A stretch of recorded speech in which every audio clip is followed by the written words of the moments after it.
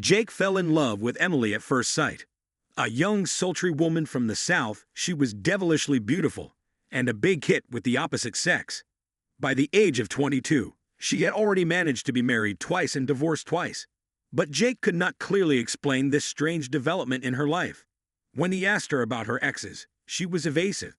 She was a hurricane in life and in bed, never able to stop and always wanting more. The wedding was less than 6 months from the day they met. Before the event, Jake knew almost nothing about Emily's family. Only on the day of the wedding had he met her father, a phlegmatic man who showed little enthusiasm for what was going on. Her mother, on the other hand, was a different story.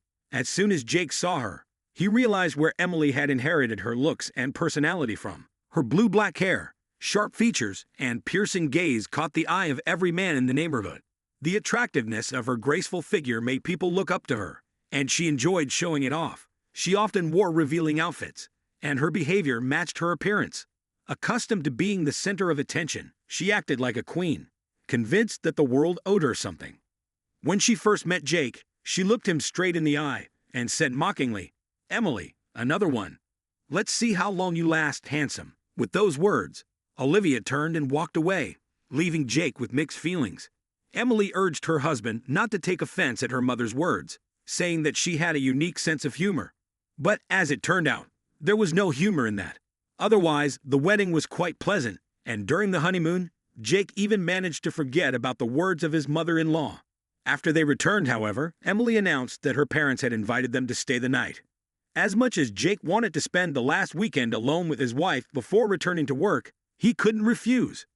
He didn't want to disappoint his new in-laws. Olivia and her husband lived in a large private home within walking distance of the beach. They used to rent to vacationers. But this year they had decided to take a break and enjoy the peace and quiet. The 3-story house was practically empty. Spending time in a small family circle was much more to Jake's liking than socializing with relatives at a wedding. His father-in-law and mother-in-law had shown him a different side of themselves. Of course, Olivia remained as inappropriate as ever, but Jake found himself watching her. Even as the evening grew colder, she wore an open-shouldered dress with only fancy sandals on her long, slender legs. She often crossed and uncrossed her legs, seemingly on purpose, drawing attention to them and provoking her son-in-law. As the evening went on, everyone enjoyed their drinks and the atmosphere became noticeably more relaxed. Emily's father, Peter, went outside for a smoke and invited Jake to join him. It was the first time his father-in-law had taken a personal interest in him, so Jake agreed. As he smoked, Peter gave him a brief but firm warning. "Be careful." "With what?" asked Jake. "Not with what. With who?" "With Olivia? You should be careful with all women, but especially her. She'll squeeze you dry and not even blink an eye." Peter exhaled deeply, turned around, and walked back into the house, leaving Jake puzzled. He seemed to have suffered so much with his wife and daughter that he was just trying to keep his future son-in-law out of trouble. But what trouble could a woman bring? They were passionate, ardent. Perhaps that was their virtue, not their flaw. When Jake returned to the house, they continued their conversation without Peter.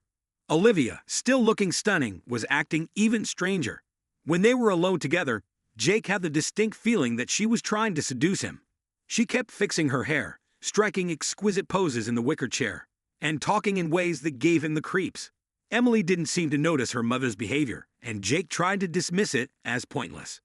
But he caught himself admiring not his wife, but her mother, who was giving him increasingly explicit signals. As the evening drew to a close, Emily remarked carelessly, "An hour and a half. You can rest for now." She put a strange emphasis on the word rest. But Jake didn't think much of it at first. He went outside to collect the remaining dishes, and when he returned to the kitchen, Emily was nowhere to be found. People always go missing in this house, he thought grimly. He found Olivia, still sitting in the chair. "Just Olivia," she said smoothly, and Jake had to look away. "Oh, Olivia, thank you so much for having us over tonight. We had a great time." "I really enjoyed your company too, Jake. Can you show me where Emily and I are going to sleep?" She disappeared, saying she had some business to attend to. That girl, always running off somewhere. Jake found her tone amusing. The way Olivia was looking at him made him uncomfortable again. "No," he thought, "she's totally hitting on me." She led him through the house, swaying her hips more than necessary, As they climbed the stairs, Jake noticed how fit she was. He heard she was into fitness and especially liked squats. They reached the second floor, but Olivia continued up. Jake hesitated, but followed her. "I thought you only had 3 floors," he asked. "Only the attic is higher," she replied nonchalantly. Climbing to the top floor, Jake expected to see old furniture and forgotten items. Instead, he found another bedroom, modest but atmospheric, with a wide bed in the middle. "Is this our honeymoon room?" asked Jake, confused. "No, this is our room," Olivia corrected him. She immediately closed the door behind him and gave him a long, meaningful look. Jake suddenly felt like prey caught in the web of a skilled spider, or more likely, a spider-woman. "I don't understand," he stammered. "Think less. Do more. Don't you think this is a mistake?" "We don't. Who cares about mistakes?" she interrupted. Before he could react, she shoved him hard, flopping him onto the bed. Olivia always got her way, especially in her own home. Half an hour later, she stood up and stretched. "I'll call Emily,"